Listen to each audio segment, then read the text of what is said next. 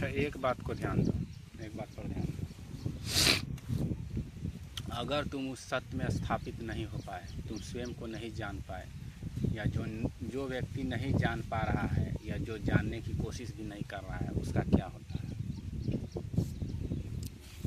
तुमने देखा होगा ना, बहुत से लोगों को इसमें कुछ इंटरेस्ट नहीं होता, कुछ भी उसके जानने की ज़रूरत नहीं होती, वो अपना दुख सुख में उसी तरह जीवन बिताता है। उसका क्या होता है? उसका क्या होता है? जो लोग है ना स्वयं को नहीं जानते, निरंतर शरीर और शरीर के वृत्तियों में ही है ना, संस्कारों में ही अपना निरंतर जीते हैं, उनका क्या होता है? उनका क्या होता है? उनका क्या होता है? देखो, उनका कुछ भी नहीं होता है। क्यों नहीं होता है कुछ भी? क्योंकि वो होते ही नहीं, वे होते ही नहीं। समझे कि नहीं? वो होते ही नहीं है, वे होते ही नहीं हैं।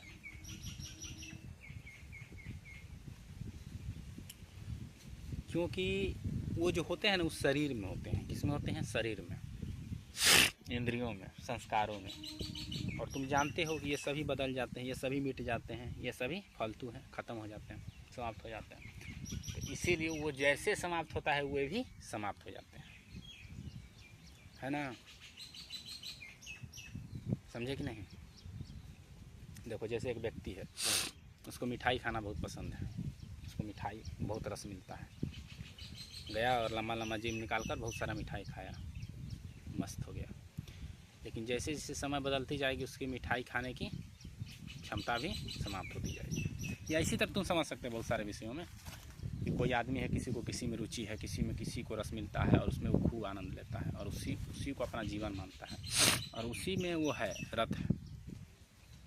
तो देखो, किस में रत है? शरीर में रत है, शरीर के बोध में रत है, शरीर की इंद्रियों के बोध में रत है, आनंदित है।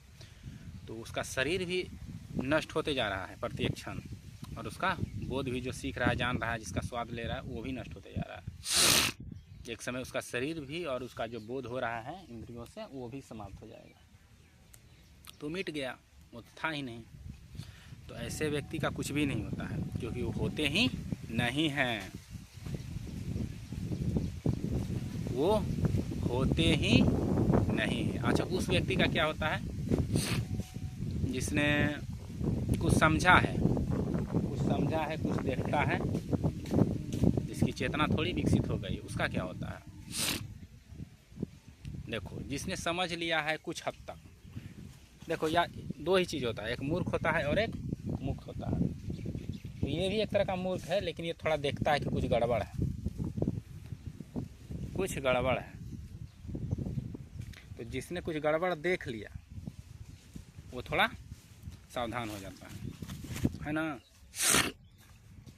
और ये तो उसके आगे बढ़ना चाहिए था, स्वयं को देख लेना चाहिए था, लेकिन ये किसी कारण से उधर जाना नहीं चाहता। इसके अंदर कुछ आसक्ति बहुत भीषण रहती है, बहुत भयानक आसक्ति होती है, किसी चीज़ के प्रति, किसी वस्तु के प्रति। उस चीज़ और उस व्यक्ति या उस वस्तु के प्रति जो उसके अंदर आसक्ति रहती है, उसके कारण वो उधर जाना नहीं चाहता कि उधर जाऊंगा सब छूट जाएगा। उसे पता नहीं है कि कुछ छूटता नहीं है। पहले से कल्पना करता है ना आदमी, इसी तरह छूट जाएगा, बचेगा फिर क्या, ऐसा प्रश्न तुमने सुना होगा, क्या बचेगा जब कुछ रहेगा ही नहीं।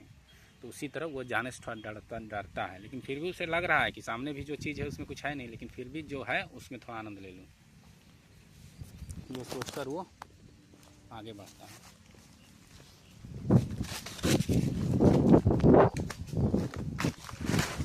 ये सोचकर वह आगे बढ़ता है।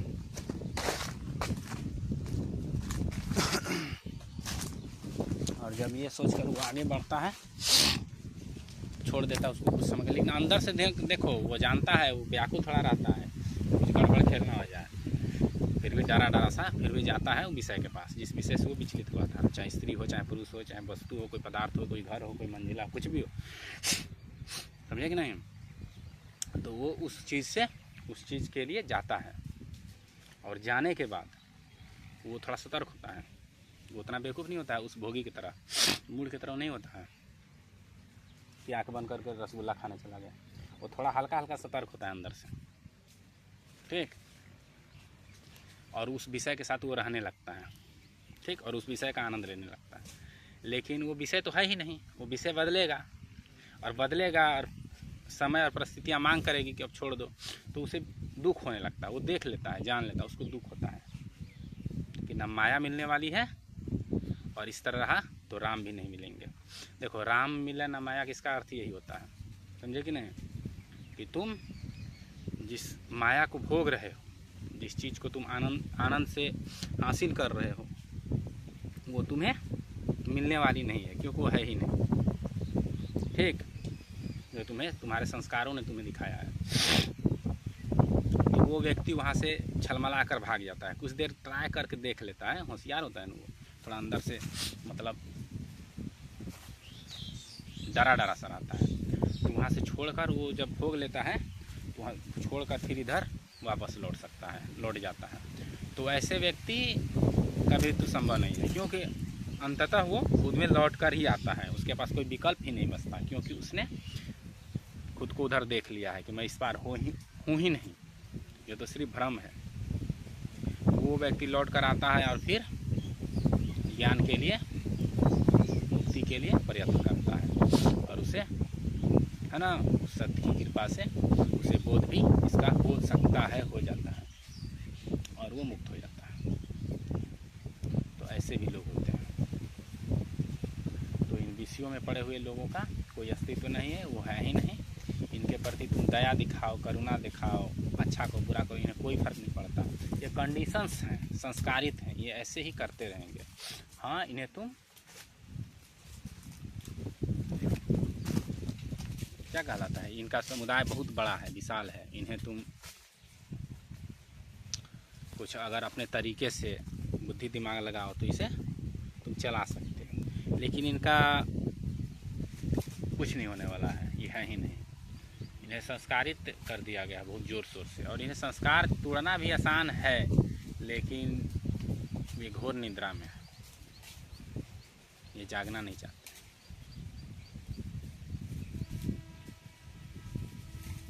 ये पूरी तरह से समझ लो जड़ हो गए हैं। और अगर किसी के अंदर थोड़ा बोध जागने की कोशिश भी करता है तो धूर अब इसी में मर जाना, तो ऐसा होता है, ऐसा तुमने देखा होगा। तो तुम देख लो किस कैटेगरी में, और इस तरह से ये ठीक